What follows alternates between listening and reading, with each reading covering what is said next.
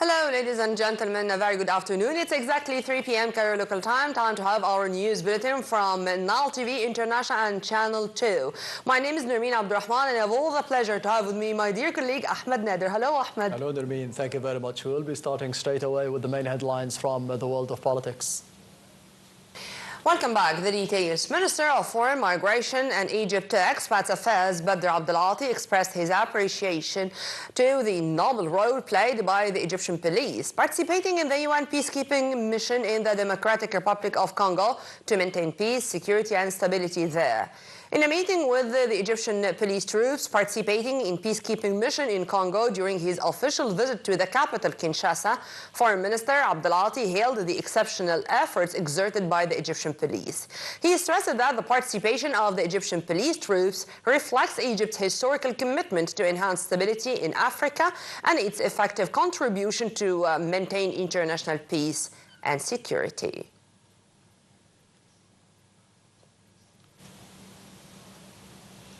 The International Criminal Court's decision to issue an arrest warrant for the Israeli occupation authorities' Prime Minister Benjamin Netanyahu drew mixed reactions from world leaders, with some vowing to arrest him if he entered their country's territory. And other leaders, including the US President Joe Biden, have condemned the court's unprecedented move, which came after more than a year of fierce war by the occupation forces against the Palestinians that left at least 44,000 martyred. The details follow. The International Criminal Court issued arrest warrants for Israeli Prime Minister Benjamin Netanyahu and his former Defense Minister Gallant, where the ICC's move limits the movement of Netanyahu, as any of the court's 124 national members would be obliged to arrest him on their territory. The move drew a worldwide reaction, where the head of Iran's Revolutionary Guard described the arrest warrant of the International Criminal Court as the end and political death of Israel.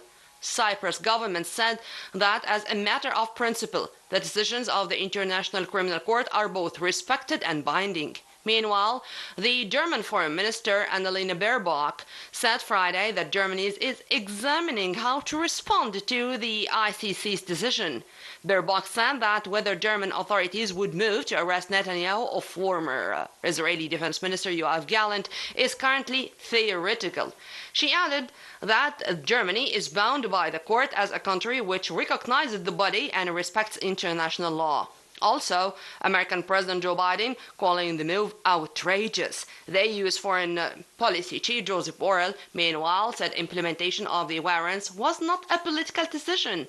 For his part, Hungarian Prime Minister Viktor Orban said that he would invite Israeli Prime Minister Benjamin Netanyahu to visit Hungary, saying he would guarantee that an International Criminal Court arrest warrant against Netanyahu would be not observed. Also, China on Friday urged the International Criminal Court to remain objective and fair after it issued the arrest warrant. Israeli occupation forces said it had killed 5 Hamas members, including commanders, in an overnight raid in northern Gaza's Beit Lahia.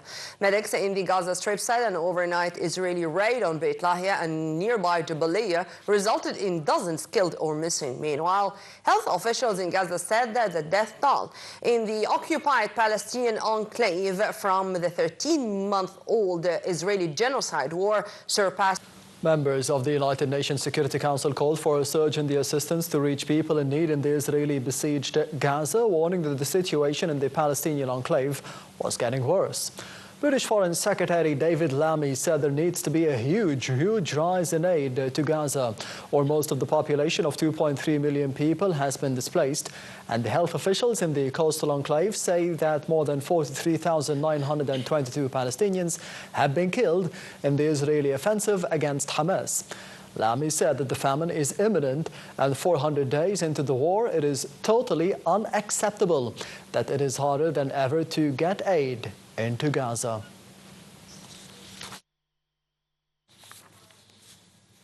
Strikes hit the southern suburbs of Beirut shortly after an Israeli occupation evacuation warning early on Friday.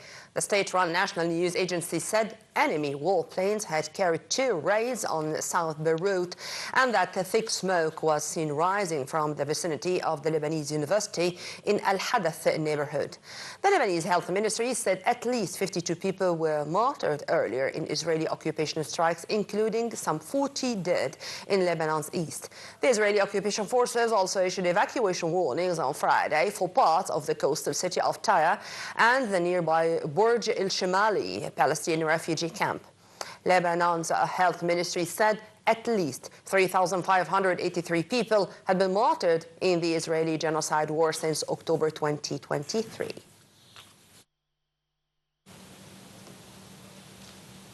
The Arab League Secretariat said that Iraq submitted a request to hold an emergency session of the Arab League Council at the level of the permanent delegates as soon as possible to address the Israeli occupation forces threats.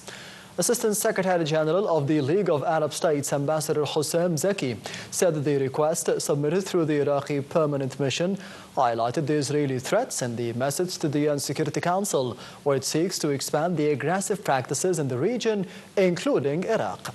The Israeli occupation message to the UNSC also includes allegations of increasing the frequency and the intensity of the attacks on it through the Iraqi territories since last September, which aims to drag the region into a regional war. Zeki also said that the request sent to the Arab member states is to set a date, adding that several countries supported this request.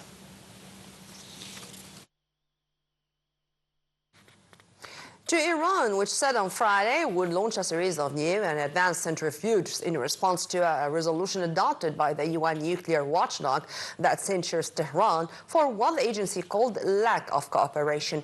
The censure motion, brought by Britain, France, Germany and the United States at the 35-nation board of the International Atomic Energy Agency, follows a similar one in June. The resolution, which China, Russia and Burkina Faso voted against, was carried with 19 votes in favor, 12 abstentions and Venezuela not participating. NATO will hold an emergency meeting with Ukraine at the alliance's headquarters in Brussels on Tuesday to discuss Moscow's use of a hypersonic intermediate-range missile in its war on Kiev.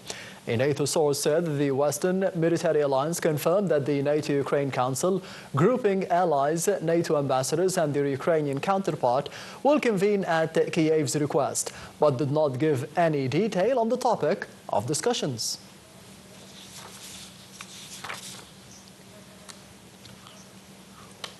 A Russian drone attack on the northeastern Ukrainian city of Sumy killed 2 people and injured 12 others on Friday morning. 12 apartment buildings, 5 private residences and a store and 3 cars were damaged after 3 drones attacked the city around 5 a.m. Sumy regional governor said Russian forces had equipped the drones with the shrapnel for the attack on a densely populated area of the city. Russia has pummeled the region and its critical infrastructure in deadly attacks over the past weeks.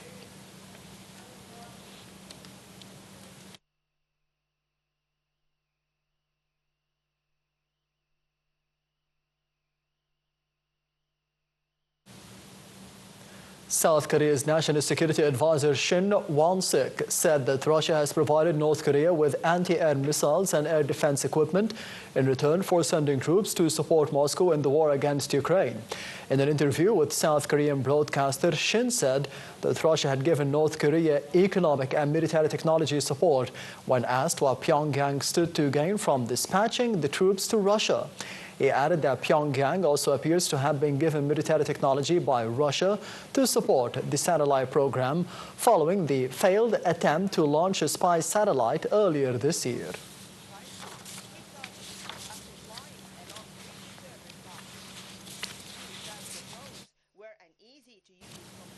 North Korean leader Kim Jong-un has accused the United States of ramping up tension and provocations, saying that the Korean peninsula has never faced a greater risk of nuclear war. The comments came amid international criticism over increasingly close military cooperation between Pyongyang and Moscow, and assertions that North Korea sent more than 10,000 troops to Russia to support its invasion of Ukraine. Kim said in a speech at a military exhibition in Pyongyang, the capital, that previous negotiations with Washington have only highlighted its aggressive and hostile policy toward North Korea. The International Monetary Fund said that it will continue to support Egypt in the plan to achieve economic stability and to implement the necessary structural reforms despite the challenges facing the state in light of the current regional tensions. The IMF added that the recent visit by the Managing Director Kristalina Georgieva to Egypt was very positive, during which she reiterated the fund's commitment to support the Egyptian efforts in enhancing the economic resilience.